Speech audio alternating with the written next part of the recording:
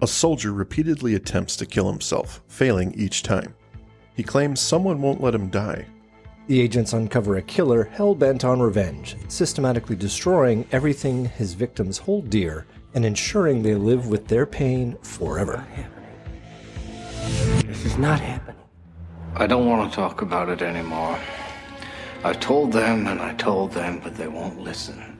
You mean they don't believe you? No, sir. You said in the report that at the time of the accident you believed somebody was in the room. It was no accident, don't you understand? But this person saved your life, is that right? Look at me. Look. I have no life. He took it all away. Do you have any idea who it is? I never see him clearly. But he looks like a soldier. Always standing at attention. GI? Or one of Saddam's boys. Come back to hold me accountable. Whoever it is, he knows my name. He speaks to you. Your time has come, he said. Then he started taking it all away. What did he start taking away? Everything. My wife. My children. And how did he do that? How did he? He burned them alive. Now he makes me suffer. Because he won't let me die. Welcome back to the show, everybody. You are listening to This Is Not Happening, another X-Files podcast with me, Andrew, and as always, joined by Mike. Mike, how are you doing today? I am doing well. How are you? I'm also very well. We are going to be talking about the X-Files today. Are you ready? I'm ready. I mean, I thought we'd stick to format. Yeah. I mean, we don't want to go too far off the deep end here. I wonder what other shows begin with X that we could just sort of weave into this. I don't know. There aren't a whole lot. I think that's why he picked X. Chris Carter was like, you know what? I want a show that stands out. No one else has got a show that starts with X. It's going to be mine. Yes. We'll see what happens. Well, tonight we're going to talk about The Walk, which is episode 7 of season 3. And it was written by John Shaban, who is going to go on to write an awful lot of X-Files episodes. Oh, yeah. This is his first. Well, we'll talk about whether it's, it's going to live up to the promise of John Shaban. As a way to sort of judge this, he also wrote Jesus dos Bichos. So. Oh, no. Yeah. So, make of that what you will. It is worth noting that John Shaban is one of the group of writers and producers that creates the character John Gilnitz. Whenever they need a name for a character later on, they'll use the name John Gilnitz, and that's John Shaban, Frank Spotnitz, and Vince Gilligan. Oh, nice. Kind of mushed together. I love it. I didn't know that. That's great. Well, maybe to help John along, he's directed. This episode is directed by Rob Bowman. So I think that, he's able to take out the good stuff from the script and make a capable show. Yeah.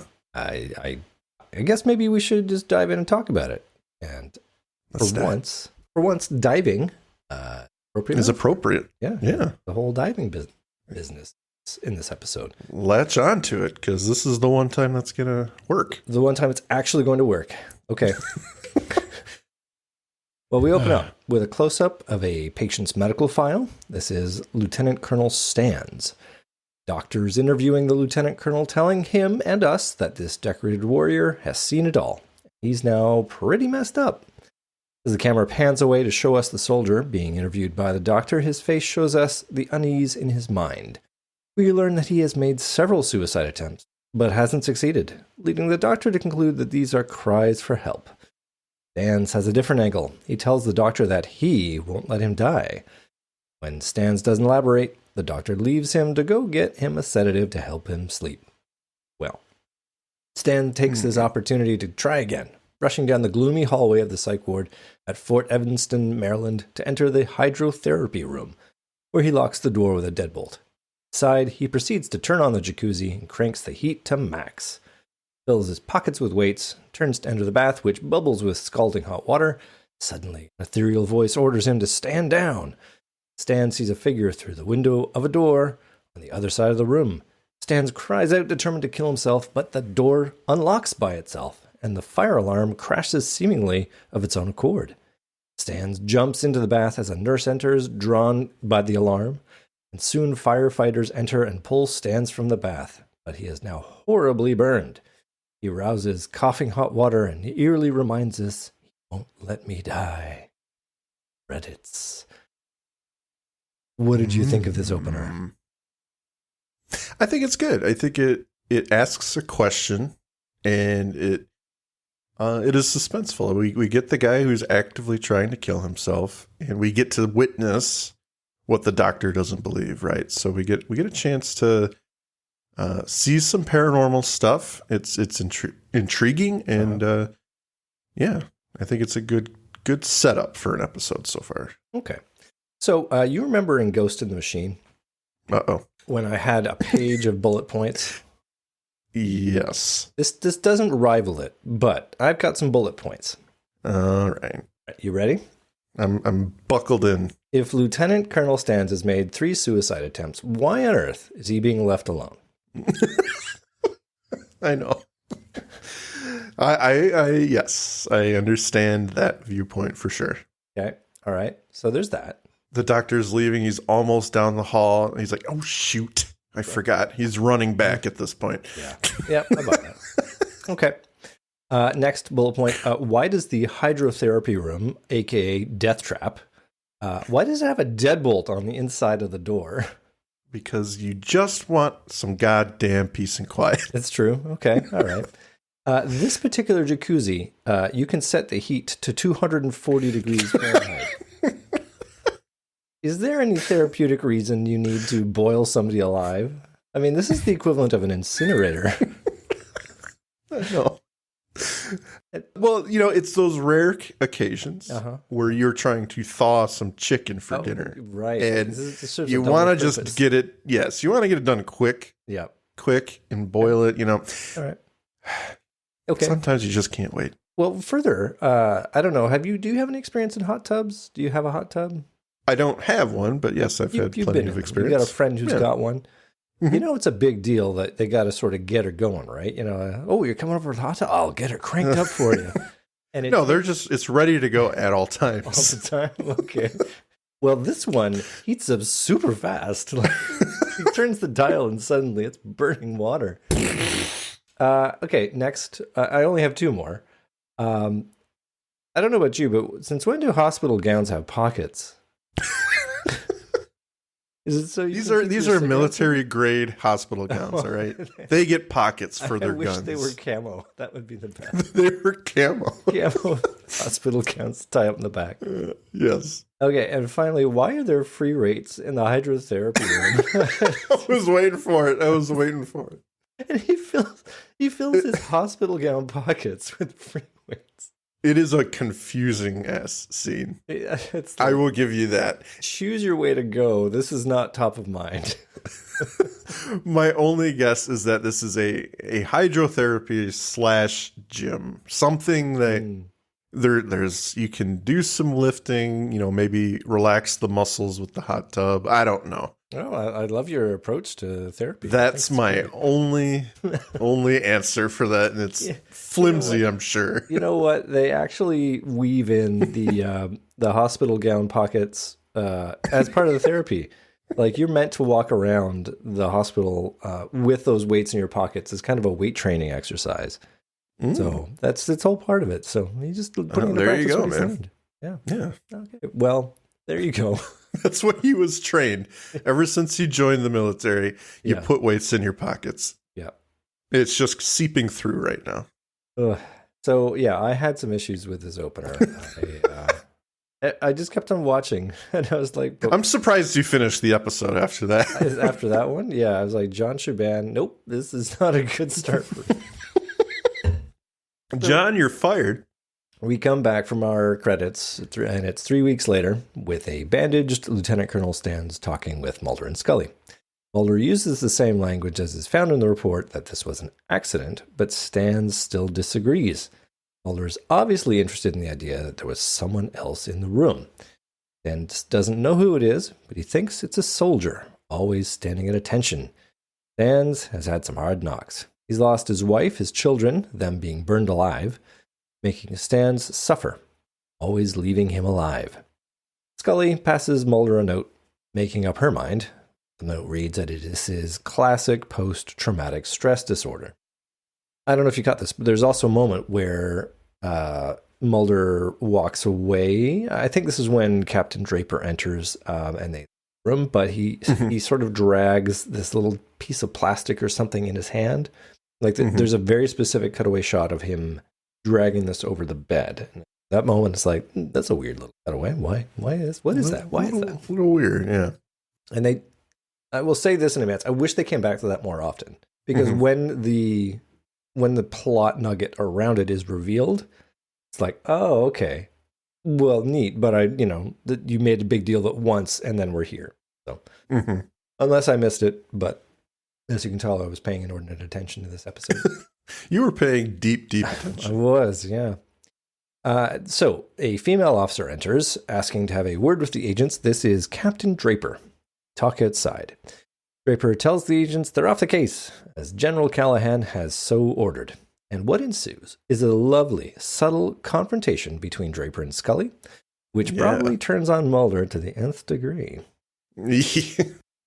She tells Draper to have General Callahan make himself available as it's FBI protocol to investigate Stan's situation. Head back to finish their interview with Stans, passing a mail clerk who wheels his load of mail down the hall. So, what do you get from this little interaction between Scully and Draper? I'm just watching Mulder's eyes dart back and forth like, oh yeah, what are you going to say? What are you going to say? That is one spicy scene. Alas, we only get one appearance by this actor. I don't think she comes back. And no. Did you want to discuss the retread from the open? There are 3 retreads already. So we have Don Thompson as Victor Stans. We saw him, the only episode I'll mention right now is Henry Willig. He was Henry in Sleepless. Daryl Hayes, the doctor, the very opening scene. Daryl Hayes was the army doctor. He was also one of the bumbling agents in Shadows. One of the really boring, the very boring. He's a little better in this episode. I think he's done something less. Yeah. And then we just saw Willie Garson, the mailman, who will come back in season 7 for the Goldberg variation. Excellent actor. Yeah, I like him a lot. And you've seen him. He's in other stuff. Oh, yeah. He is very, very common. Yeah. May he rest in peace. Oh, is he no longer with us? I think he died. Well, the mail clerk, our camera, stays with him. This is Roach, who ultimately enters a group therapy session. Injured soldiers who are speaking of their experiences. They're all soldiers who have lost arms and legs. One is speaking of a recurring dream where he is running, playing football with his son, ultimately having hope that one day he'll walk again. One of the men laughs. This is Leonard Trimble, otherwise known as Rappo, who has lost his arms and legs. Pities these men. Obviously has an axe to grind, as he wishes everyone else could know how he feels to have lost his arms and legs. Done with the session, he calls for Roach to take him away. And this is where we learn that there's a relationship between Roach and Rappo. They've served together previously. Roach reveals that the FBI is here, and they're asking questions about Stans. He's obviously starting to get worried, but Rappo tells him to forget them. Clearly everything's just fine, right? Oh, yeah. I was just going to say, they really put him in the spotlight immediately for the bad guy. Yeah, he's not a nice guy, but you got to give props to the FX guys. The illusion of him being a multiple, what is that? Quadriplegic is impressive. Like they guess they make him sort of squat on his legs and give a little space for the legs to go, and then the arms probably they're backed up behind him or something. And they've added on those little stubs, but it's very compelling. It's very good, very good. Yeah, I mean, I think they knew that this had to sell because, like, if it looked fake, the whole thing would be terrible. It reminds me of that. Do you remember Burn Notice? Where just finished watching it actually? Yeah. Nice. So the episode where they've got that Yakuza guy as a hostage and he's missing a finger and he's clearly just pressing it up against his stomach or whatever. I'm like, yeah, they really went simple with that one. Well, you don't want to invest so much in your character. I just love how his finger never removes himself from his body. Maybe that's just fine. So, meanwhile, we have Mulder and Scully interviewing General Callahan. The good general is played by Thomas Kopach, or Kopachi, not sure how you pronounce his name. This guy's had a prolific career in film and TV, but I find he always, like, the most memorable role I have seen him in lately is he's the iconic liberal cowboy in the parody TV ads about catheters. I don't know if you've seen John Oliver's Last Week Tonight. Yes. So, I saw that a long time ago. Wow, I forgot about that. They did this thing where they were mocking the fact that Trump only got his news from Fox. And so that meant that he was watching a lot of TV. So they had this idea of making these custom commercials and slide them in under the radar. That was so funny. Using the word cath as a verb. When I cath. Oh, boy. So this is a younger version of him playing General Callahan. And he's pissed off at the FBI. Agents Mulder and Scully to see you, sir. Thank you, Captain. General? I want you to know I've had the captain contact the Justice Department and let them know about the FBI's gross misconduct here. I guess this isn't a good time to thank you for seeing us, huh? Let me assure you, this matter will not go unaddressed. I would hope not, considering the extremity of Lieutenant Colonel Stan's case. What case? There's no case. Stans is a very sick man. Yes, so we gathered. But his file is missing several important facts which came out in our interview with him. I'm sure everything germane to Stan's situation is on file. Except for any mention of the death of his wife and 2 children in a house fire 3 months ago. Well, it was a tragic accident. No doubt. But there is no record of any criminal or arson investigation. Stans tried to save his family that night. Well, according to him, he was prevented from doing so by some kind of phantom soldier. Look, I've known Stans a long time, and there's no doubt that he has suffered terribly. Not unlike Staff Sergeant Kevin Aiklin. You know Sergeant Aiklin, isn't that correct, sir? He served under me in the Gulf, yes. 6 months ago, Aiklin also lost his family to a house fire.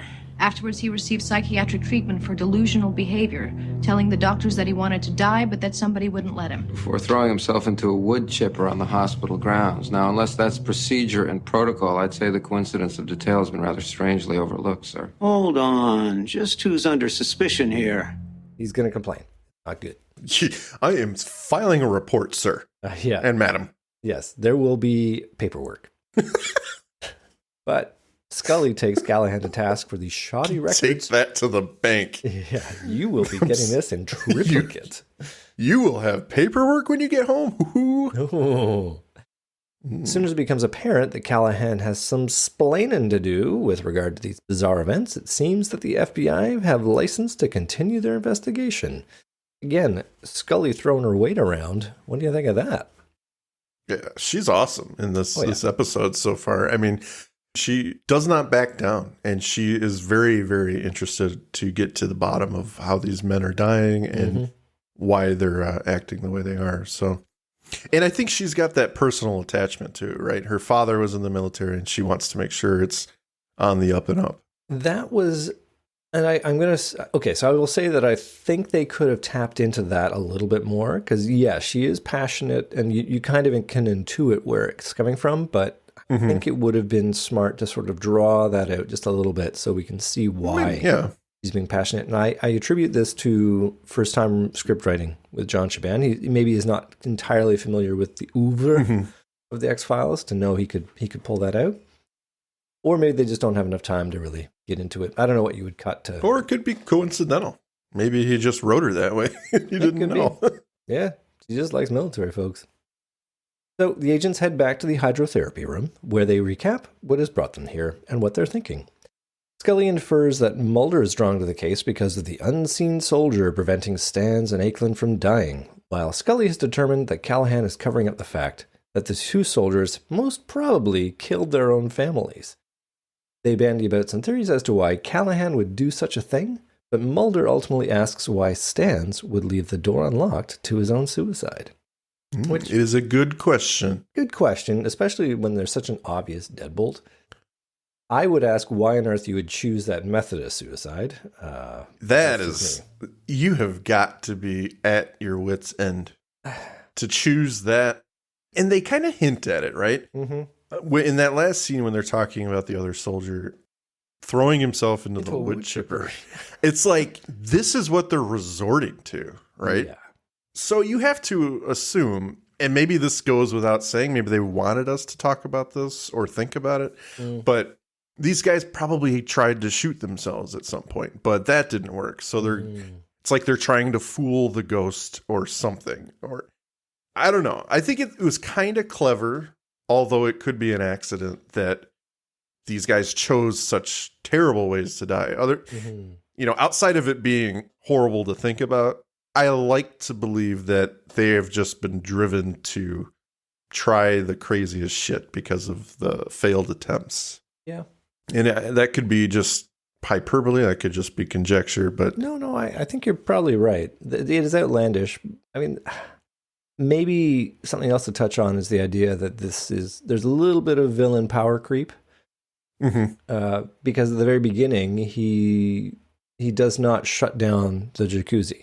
As is the psychic spirit of Rappo. He just pulls the alarm and unlocks the door, right? That's all he chooses to do. Maybe he is quite willing to let Stan suffer in this way, but he could have just as easily made the jacuzzi not work. Right. Because he's got that power at the end of the episode. He's able to make doors lock and make the elevator do what he wants. Burst pipes. Yeah. Well, we're back in the general's office, where Draper apologizes to Callahan for letting the FBI do the goddamn job. You apologize to no one. Yeah. You can do whatever you want. Well, they clearly got a little chemistry, Yeah. She respects the hell out of him, and he tells her to go home and get some rest. He gives him possibly the worst, most feeble salute in the military and departs. I mean, that hand. She get a lot of training. She's lifting a little dove or something. Yeah, it's not good. Alone, Callahan looks to unwind with a little bottle of scotch when he sees a shadow of a soldier and he hears a voice. "Your time has come, killer." Callahan looks around, but can find no one. Suddenly, his answering machine comes alive, recording a garbled message. Callahan tries to push the stop button, doesn't work. Continues to work even when he unplugs it. Only by removing the micro cassette tape does it shut off. Clearly freaked out. It's still recording in his hand. Yeah. What the hell? The spindles are turning. A pretty freaky effect. When you heard it, was your first go-to, it's playing in reverse? Oh, yeah. Yeah, that was your obvious? It's such a trope that you can't do that and have it be anything else, really. Well, our agents clearly did not see that coming. No. Yeah, it's going to be like, oh, what the hell is this weird, funny sound? Our camera moves to Fort Evanston's officers' gym, where Captain Draper gets changed to go for a swim. Fox flirts with the idea of showing her undressing, but it's cut chastely soon. Yoink. Yeah, I think that they didn't want to do that to the old military. We cut to the pool, which is darkly illuminated, eerily, one would say. She dives in to swim some laps. Mark Snow's sullen strains tell us she's not likely to get out of this one alive. We have a pair of shots where we see her shadow projected onto the ceiling, illuminated by the lights of the pool. In the second, we see another shadow swimming behind her. Shocked, she looks around wildly but sees no one else in the pool. She tries to get out of the water but is dragged back by an unseen form erupting from the water. She's pulled beneath and isn't seen above water again as the camera fades to black. Oh. Pretty cool special effects in this scene. They didn't do a bad job. The only thing I would find issue with, I guess, is his shadow. Yeah, that doesn't make sense. I don't get it. Yeah. Unless he just materialized for a minute or whatever, but even still, it's not actually him. So I don't know. I can look past it, but I did. I mean, it sort of caught me off guard. Like, oh, that's interesting. So what's stopping the light from getting to the ceiling if there's nothing there? Mm-hmm. Although this is on brand because we have had Stans and Callahan both say they have seen shadows or figures, but then there's nobody there. And we did see it in the colonel's office. Mm-hmm. You know, the military guy in the... Yeah. So I suppose it's that. Yeah, I guess I can give it a pass. Yeah. It's a bit odd. I kind of wish it was just an audio thing that she hears the whisper. Yeah, something. Here's my problem though. Uh-oh. What did Captain Draper ever do to Repo? Nothing. I'm actually okay with this because his goal is to make the people he's getting back at suffer. So the colonel being in charge, and this person's close to him. So I'm okay with that. Yep, good point. Okay, I'm all right. Okay, so that's her. She's the second death. That's too bad. Or third, I suppose, if you're correct. Too bad. After the commercial, we are treated to an underwater shot of Scully looking into the pool as Draper's body floats by. Scully then examines the body of Captain Draper, which shows bruising and finger marks on her throat. Scully discusses the cause of death with General Callahan, and we learn that Captain Draper has no surviving family. The Army was her family. When Mulder arrives, he reveals that security saw no one other than Captain Draper enter or leave the pool, and Mulder asks the general if he has any family. Suggests that if this pattern continues, General Callahan's family might be in danger. And he says, keep your eye open for anything that's out of the ordinary, anything that's strange. Callahan does sort of lament that maybe he's seen something strange. So we're going to delve into that. We're going to go to Rosslyn, Virginia. This is the Callahan residence, and we see the mail being delivered as General's son Trevor plays with his army men in the living room. Trevor sees a man flee from the house and screams for his mother. As he leaves, we see that it's Roach, the mailman from the hospital. General Callahan calms his wife, and the three of them go listen to the tape. I need to comment. Absolutely. When they come in, and she's, hysterical. Mm-hmm.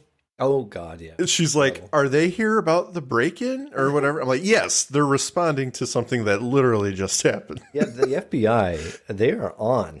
They are really attentive to detail. Wow, you came home, honey? You too? Wow. And his, I suppose they're trying to portray the relationship as one where he is, he's the man. He's the rock of the family. Like, he calms her down pretty quickly and says, just go upstairs, be with our kids, and just play your role. Damn it. I've got to talk to these FBI officers. I'm a man.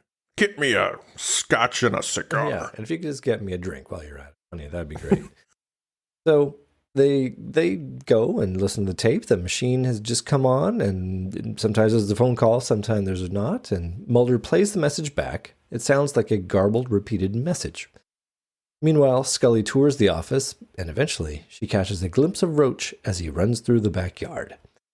They go outside to investigate, and they see footprints have run over the sandbox. Oh, I like the picture of the colonel shaking hands with the Sheik. Saddam Hussein or something. It's possibly not him. Possibly.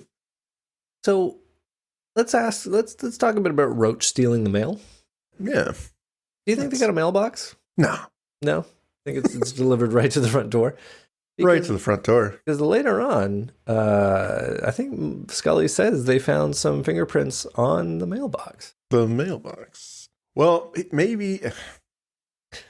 I'm not excusing it, okay? I hear you. Yeah. But as we discuss things like this, I like to get my mind going on the spot. So maybe he did loot their mailbox, which, as a lot of people have, is either on the street or connected to the front door. Yes. Or a slot in the front door. It could very well be that he decided a shortcut was through the backyard to get back to where he was going. Well, why did he come into the house, though, is my issue. Is if he could get the mail from the box. I don't fucking... Maybe he was late. He was late, and he broke into the house. Maybe he didn't get enough mail. He needed 3 pieces of mail so that Rappo can do his magic. Yes. Okay. Not 2, not 4. But 3. 3. The number shall be 3. 5 is way out. 5. Okay. Too many. We go back to the hospital. Rappo is receiving a treatment when he is visited by Roach. He gives Rappo some of the general's mail. Roach is clearly freaked out. He tells Rappo he's not going to do this anymore. It was way too close. Rappo tells Roach that he owes him, that he wouldn't be in this situation if it wasn't for Roach. Further, he says that they're not doing this for themselves. It's all about the grunts who came home in a box. We see that Rappo is bleeding from where an IV was inserted into the stump of his arm. Rappo reassures Roach, and the nurse returns. Meanwhile, Stans is wheeled into the same room and seemingly recognizes Rappo. And he goes over and kills Rappo right there. Wouldn't that just shortcut the end of this episode? Well, yeah, but he's a coward, right? Is he? I think so. I mean, let's be honest. Not that he's in the military, he's a coward. I'm saying he's choosing to kill defenseless people to get back at the people he hates or blames for his condition. No. Stans kills Rappo, not the other way around. Yeah. Oh, Stan. Yeah. Well, then we went 2 wildly different directions. No, I'm not calling Stans a coward. Yeah, that's a curious take. Okay. Jesus, Mike. No. Wow, harsh. He's a coward because he couldn't finish the job. He's a pussy. Yeah. I mean, props for choosing an unconventional method, but boy, yeah. Yes. I mean, I think to answer that question, really know. Maybe is the answer. He's only caught glimpses of Rappo's shadow per se. His spectral image. So maybe this is obviously the first time he's seeing him. He doesn't realize he's a person on the base until now. Mm-hmm. The way he reacts to him, at least. I'll go with that. So I would say, in that moment, he's maybe caught a little off guard. Okay, I'll go with that. We go back to the Callahan residence. Scully connects with Mulder. He's sitting there at the desk reviewing the tape. He has not made any progress. But she's found not only shoe prints, but fingerprints, which are being identified as they speak. We cut quickly to law enforcement, breaching an apartment, running up the stairs with guns. They break into Roach's apartments, where he surrenders and is arrested. Roach's apartment looks like a dive. When Mulder opens a drawer to find some mail, he finds it covered with ants. How delightful.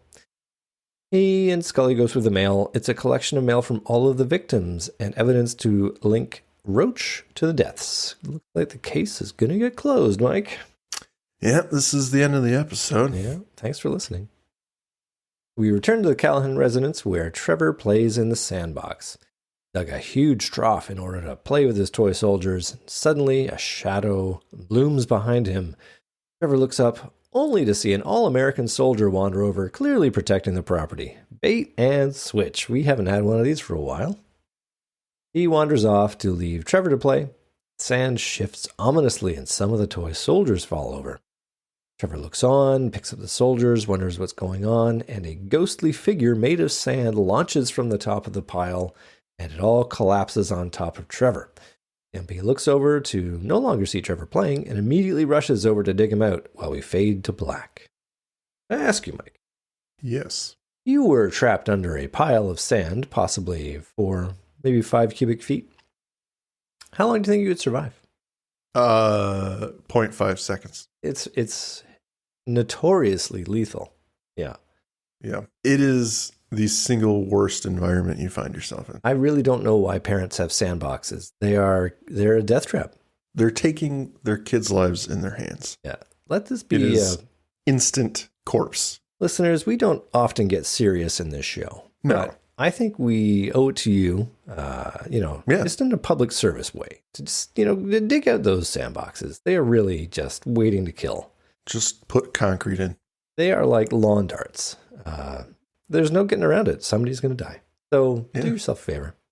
And this public service announcement brought to you by This Is Not Happening, another X-Files podcast. Yeah, we make a lot of jokes here, but we do. This one is not one. No joke. Sandboxes kill. When we come back for commercial, Scully is interviewing a handcuffed Roach. They have enough to charge him as an accomplice, but Mulder presses him to know who the murderer is and how the murderer was able to do this. Roach confesses that he's just the mailman, Rappo's mailman. Eh? Notoriously absent from this conversation is the death of Trevor. It is partially overlooked. We're more concerned about what you're doing to everyone else. I mean, we will have a moment with the general and his wife that is good. Yes. You know, it is emotional and raw, and it does what we need it to do to sort of address the fact that this horrible murder has been committed against the child. But it does not form part of this story arc, you know. Right. Which makes me wonder if it was absolutely necessary. Like, I don't know, the body count on this one is high for... I guess we come back to Rappo's vengeance is about taking things away from people. So I guess thematically it fits. It's the same thing as killing, you know, little Timmy the Tot in Kalushari. It's like, I guess I always have a bit of an issue when they just decide to raise the stakes by murdering an unacceptable victim. Which, I don't know, I find that problematic a bit. That's fair. You got a soft spot for kids. Just listen, you know, they are the future. They are our future. The agents now walk with Nurse Averly, who's credited only as ward nurse, but I looked and I saw her badge. It said Averly. So, Averly. Given the extra detail there. She is taking them to see Leonard Trimble, otherwise known as Rappo. The nurse, knowing Rappo's condition, thinks that the two are making a mistake to suggest Rappo was involved in any way with these two homicides. Scully assumes Roach is lying to them when they see that he is in fact a quadriplegic. Mulder, however, stays to watch Rappo, who is sleeping, and we see Rappo stirring fitfully in his dreams, eyelids fluttering to the time of Mark Snow's super creepy music. Is he really dreaming? Yeah, well, we linger on this shot an awful lot. I don't know if you timed it, how long we're there, but it's a good 20 seconds we're sitting there. A while.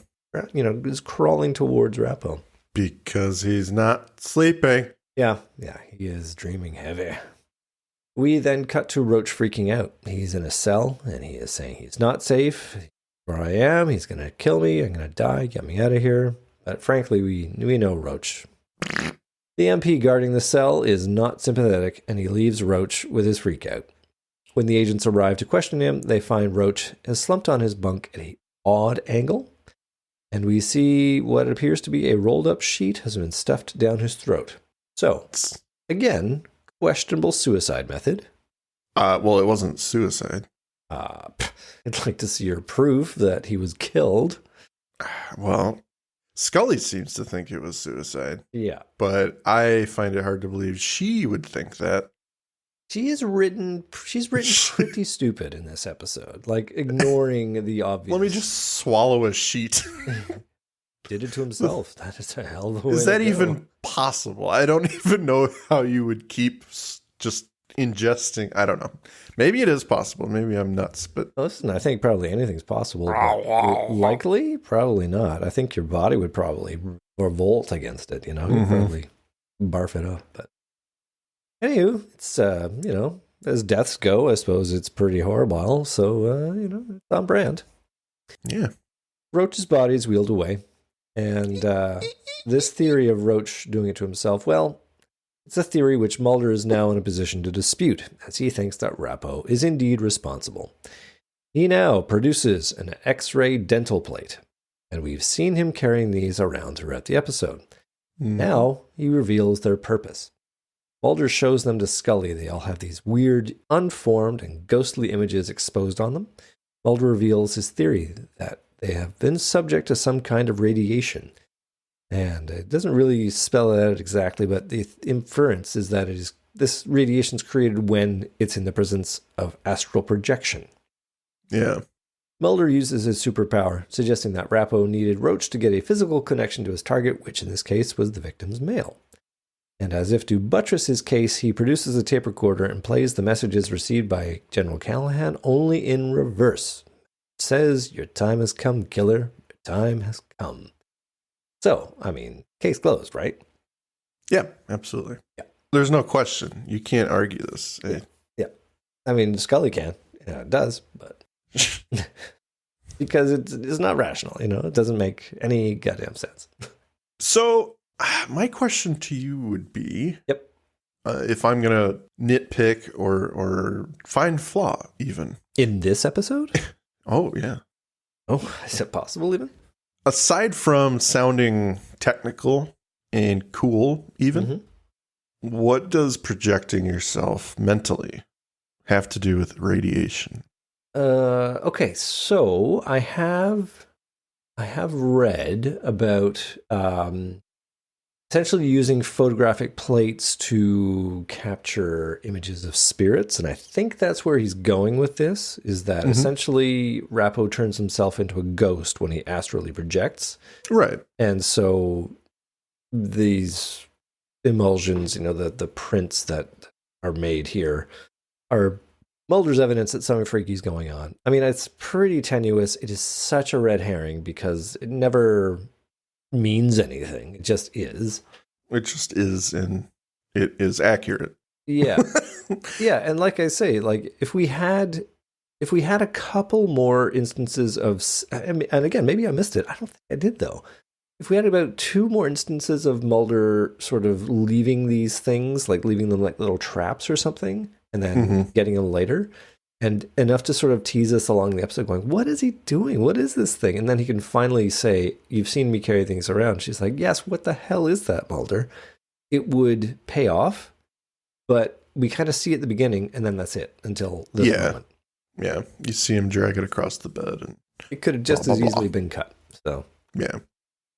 I just want to know what radiation has to do with it. Yeah, he could have been a bit more accurate to say that it's... Maybe he was saying that for Scully's benefit, because that's the only thing she's going to accept. It's not going to be, it's spiritual juice that lands on these. Spiritual juice. Crazy. Yeah, okay, well, whatever. Okay, we can keep moving. So, in Rappo's bedroom, he's watching an old movie. Mr. Trembo, we'd like to ask you a few questions about Quentin Freely. Roach? What's he done now? He's dead. Well, serves him right. How's that? How's that? Oh, he's only the guy who turned me into second base by getting my arms and legs blown off. Other than that, he was a real good guy. Then why'd you kill him? What's wrong with this picture? We read your medical records, Leonard. We know that you've refused all efforts at rehabilitation. You've even refused to be fitted with prosthetic limbs. Big deal. Maybe I don't want any of that crap. Maybe because you don't need it. Because you can leave your body anytime you want. Kill anybody you want to kill. If I could leave my body right now, I could think of something else I'd rather be doing. Like kill General Callahan's boy? Lieutenant Colonel Stan's family? Sergeant Akelin? You're a real trip. Oh, I'm a trip? Because I figured you out? You're a soldier. You knew what you were getting into when you enlisted. Now you want to blame everybody else. Why you want to blame your COs? I blame him for what happened to all of us. You don't know what it was like. You sat at home and watched the war on cable TV like it was a damn video game. You had no idea about the guys that died, about the blood and the sand, what it feels like when a hit comes. The thing is, you just don't care, do you? You got your crude oil. Just change that station, right? Killer got his prime time, LC got his fancy little medals. Now take a good look at me. What did I get? The agents fear for Callahan's life and go on to suggest that he should leave his house. So this business with essentially discontent about the soldiers' lot in the war, we have seen this before. We've certainly seen it in Sleepless. Oh yeah, and it is a trope that the X-Files will go back to. You know, the brass, the upper echelon of the military makes questionable decisions, and the soldiers pay the price. Yeah, so I can understand it as a fruitful notion. I'm sure there are plenty of people who feel this way. Oh, absolutely. And maybe not to this extent, but it may be something they revisit a few times in the show. But I think each of the episodes is actually pretty good when they're kind of cracked open and looked at. But we can get to that later. Yeah. I mean, Ian Tracy, the actor playing Rappo in this, I think he does a great job in playing the disillusioned soldier. And certainly the case he presents is reasonable to say that the soldiers suffered because they were pawns in a game that didn't really matter. You could make the argument, though, that that's their role as soldiers. You know, you follow orders, and you hope that your commanding officers make the right choices. And that's Mulder's point. You knew what you were getting yourself into. And whether that is fair or not is not for me to say, but Yeah, I would say there is a level of responsibility on everyone's part. You know, it wasn't a draft. Oh, exactly. So, yeah, you signed up.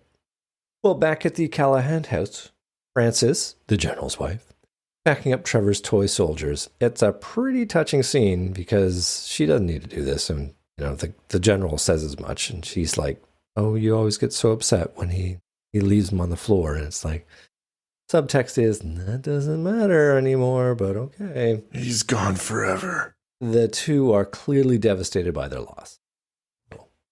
Callahan does the only sensible thing and pours himself a deep tumbler of scotch. And then he glimpses a vision of Rappo in full combat dress with all his limbs intact. Callahan spots bloody footprints on the floor, I guess boot prints more accurately, and they are walking or present in the direction of his wife. I didn't track whether they were actually being plop, plop, plopped in real time. I think they were just, the camera movement was pretty artful, and it made it look like they weren't there and then they were. Yeah.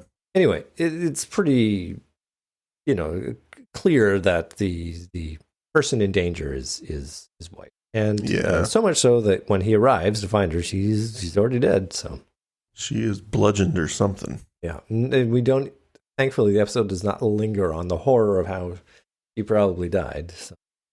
Yeah.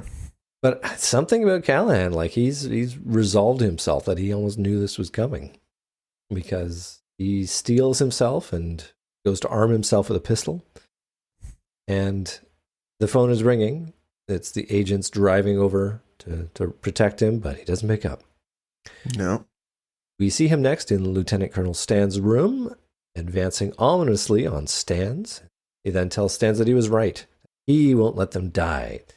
And as if to prove the point, Callahan points the pistol at his own head, pulls the trigger several times. No effect. Stan tells the general he knows who is responsible as we fade to black. So, I'm wondering if perhaps the general drank a little bit of that scotch and forgot to load his gun? But he didn't. No, he's a combat-hardened soldier. He knows how guns work. He does. Yeah. Implication is that interesting. Rappo is preventing the gun from working. That is, yeah. I don't know how. How he's preventing it from working? Well, he has the capacity to influence the world. Like he can break the fire alarm. He can open the deadbolts. So I think that he's got the ability to stop a striker from hitting a bullet, perhaps. I guess. All that. But he's choosing to is the point. Like he knows what's going on. He's there. Right. Maybe it would have been made a little better if we had some visual cue to know when Rappo is present in astral form. Yeah. That might have been like, I don't know, wind going through or something. Exactly. Tumbleweed falls through. The only problem I have with this is he needs to be on deck at all times, right? Yeah. So he needs to know that the colonel's going to try and kill himself or whatever.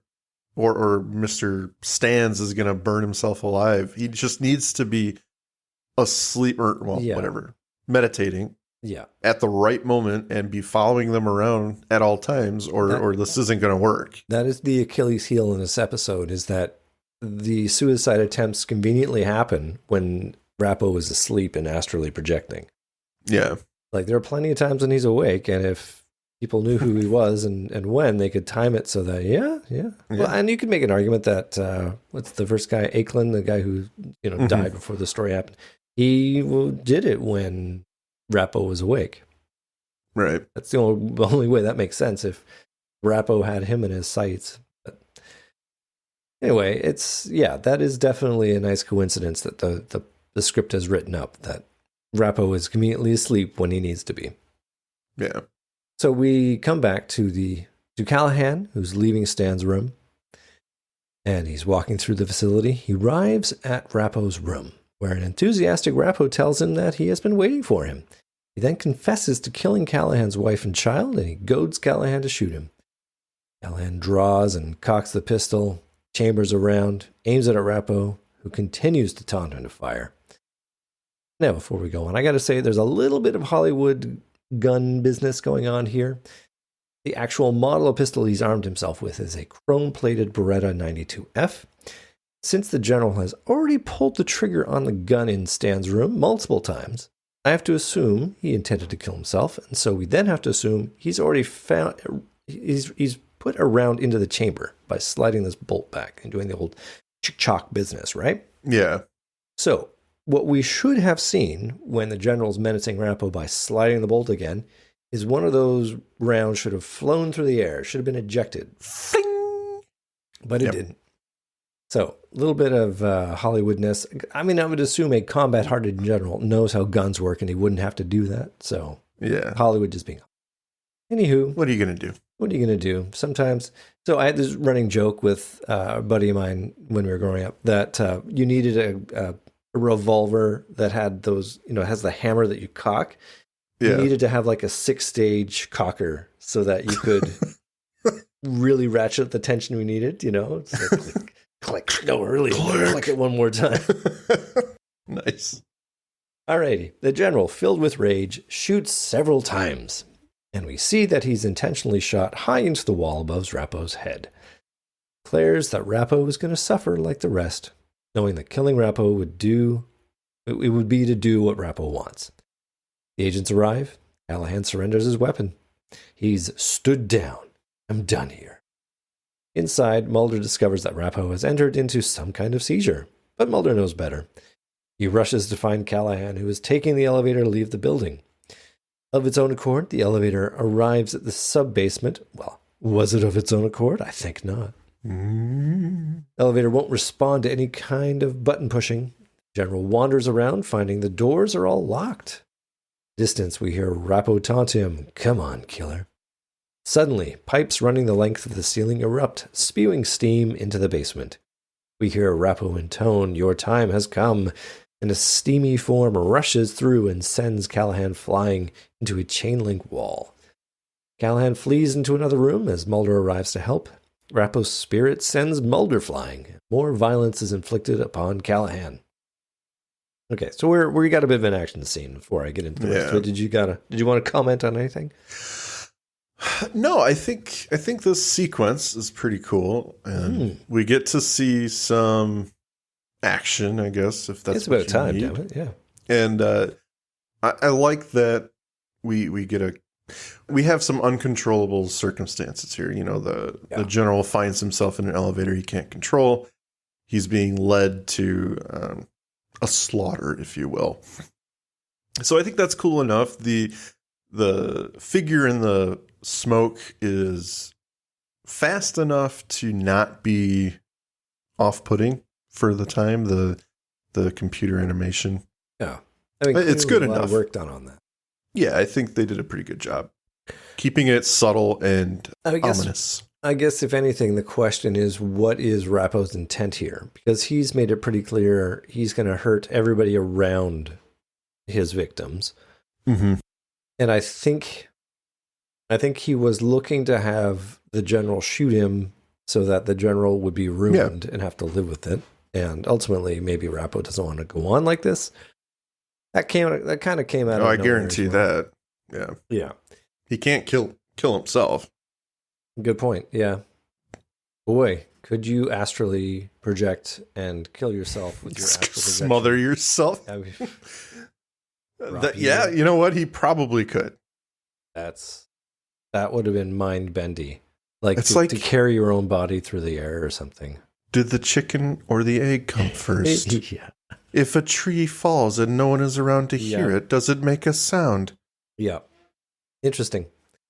All right.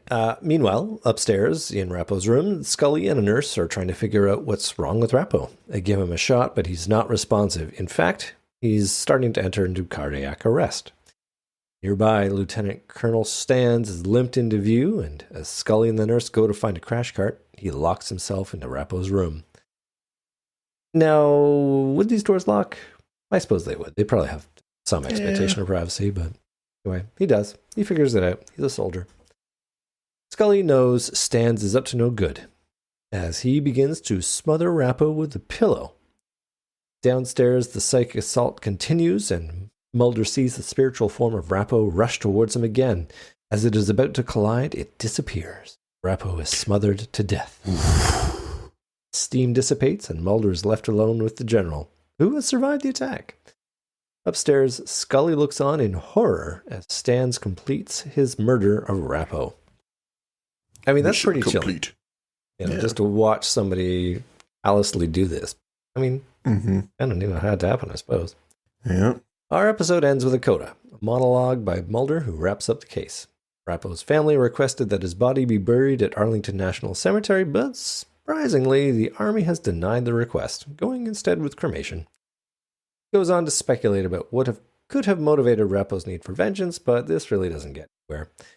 Meanwhile, we see that Stans has seemingly dodged an obvious murder charge, and is now working for General Callahan as his new mail clerk. Episode ends with a long shot of Stans shuffling the mail cart down the long hallway of the hospital. Fade to black. Yeah. What do you think? I mean, pretty obvious murder charge, right? Yeah, I don't know how he got out of that one, but yeah, he certainly did. Army's got pretty long fingers. Yeah, they probably pulled some strings, and definitely some. They definitely got him accused of something.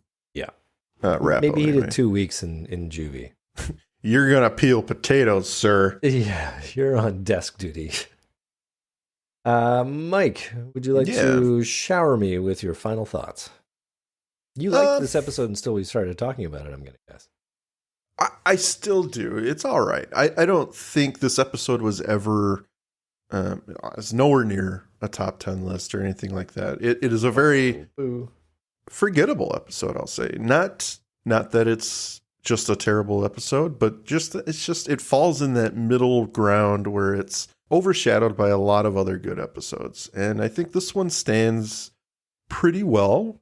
It does have its problems. We have picked that apart, and we had our fun in the beginning, and I think they're very valid points that you brought up and that I agreed with. I think the weights in the pockets and the locking mechanism on the door and why did it heat up so fast, it's stuff you don't think about when you're just watching it, but when you analyze it like we do, it is something that you can't help but notice. I like it. Aside from those opening credits problems, if you will, there's not a whole lot that really falls apart. I did question the shadow thing, but we can't explain it away because other victims have seen apparitions. So that's fine. Instant sand death aside, I think the rest of it is pretty good. But I will say that it does fall in that forgettable category because there are so many good episodes that even though this is a middling episode, there are so many other better middling episodes that you just forget this one exists sometimes. So good point. Yeah. I wouldn't say it's bad by any regard. It's a fine episode. Okay. Yeah. Better than average, really. Yeah. Yeah. Well, I mean, I think it's a good Monster of the Week episode. I think it's kind of cribbed together with bits and pieces we've seen from previous episodes. Like, we've seen the psychic violence from Excelsius Day, ghost action from Shadows, military melancholy from Sleepless, and even Fresh Bones. Yeah. I think John Shiban's script gives it a bit of special sauce. I mean, there's some really interesting things that he tries to do with the astral projection. Some great interaction between Mulder and Scully. An above average number of quips from Mulder. And only a trace amount of Mulder's superpower. Like some episodes, they really lean hard into him coming up with the why and telling us why it's happening, showing us what we've already seen off stage as it were. But here it really only happens once. And I if anything, I think there's a missed opportunity with the dental x-rays or whatever to sort of string that along in a way which is interesting and not explained until he finally explains. I think that would have been very cool. Interesting take, but they don't do that. So that's a bit of a shame. It's really Ian Tracy who sells this episode as Rappo. They put a lot on his shoulders, and I think he pulls it off. Yeah. And the effects that they use to convince us he's a quadruple amputee are especially compelling, as well as the psychic attacks. I mean, it's a really excellent example of the direction the special effects are heading in season 3. And I celebrate it for that. Like, it's a real powerhouse for what they need to do, and they pull it off. Yeah, I agree with all that. I think Ian, right? Yeah, Ian Tracy. Yeah, Ian Tracy. He does a great job as a supporting actor. You can sense and really feel the anger and the revenge that he feels. So I think he portrays that very well. Mm-hmm. He does such a good job that I think it made him stand out a little bit more. And maybe that's why he never got a different role in the show. You know, like there's so many repeat actors. It's like he acted a little too much in this one so that people would recognize him as Rappo in a future episode or something. But no, I think he did a great job, a great one-off actor. And I would say about the computer effects, I think they did just fine with that. They kept it minimal. They kept it quick. You didn't question what you were seeing. It's only under intense scrutiny that you can kind of pick apart how it looks. But definitely for 1995, yeah, it's good. Yep. Well, we've only got one comment for this episode, being the walk. Momentary forgetfulness of what this episode actually was. Lay it on me. Emily Messenger. Wondering if anybody else was as turned on as Mulder was when Scully goes toe-to-toe with Captain Draper. You know what I'm saying? Yeah, I do know what you're saying because you can see it. Yep. His eyes darting back and forth like, oh yeah, here we go. Well, I mean, it kind of came out of nowhere. She comes in hot in this episode. She is ready to fight in this episode from get. Yeah. But I guess again we addressed this too. Like, I feel like that could have been commented on as to why, you know, and it's obviously her attachment to the military. I think that was a pretty good thing, but if they cut the dental x-rays and gave her a minute or two to have that little subplot talk about, you know, her dad had a friend in the VA or something and he never got justice, you know, that could have been a perfectly good plot point. They didn't go there, so they chose another way. And I do like the psychic projection on the slides. I think it's cool. It's just such a red herring. Yeah. It doesn't really amount to anything. Yeah, you just don't really understand it. That's my problem. I don't understand how projecting your image causes radiation. Maybe there is some science behind it. I don't know. But I don't know that, so. There's nothing to know. Nothing to know. So. Well, I think that is the end of the episode. We've really done a lot with this one, including a public service announcement on sandboxes. I mean, we're really just doing this for the community service now. We are knocking it out of the park. There is going to be a decline in sandbox sales because of this episode. Directly connected to what we did here. Yeah, absolutely. Yep. So, general public, you are welcome. That's right. It's because of us. We're doing good things. We are doing great things. I hope you're all entertained and listen to our next episode, which should be in your feed, right? Oh, Mike, did you want to say good night? What? Fine people. Good night, everyone. Thank you for listening. Thank you for listening to today's episode. If you liked what you heard, please rate and review on your podcast app of choice. Andrew and I would be eternally grateful to you fine people for helping us expand and get the word out. Also, we've got a killer group on Facebook. Feel free to join in on the discussion at facebook.com/groups/thisisnothappeningpod and become an official member of the syndicate. We do polls and we have questions for every episode to give you guys the opportunity to chime in and possibly let your voice be heard on our recordings. And please join us on our new Twitter at tinhxfilespod, no dash, to stay up to date on everything, moment to moment. Thank you, and remember, don't stop swimming.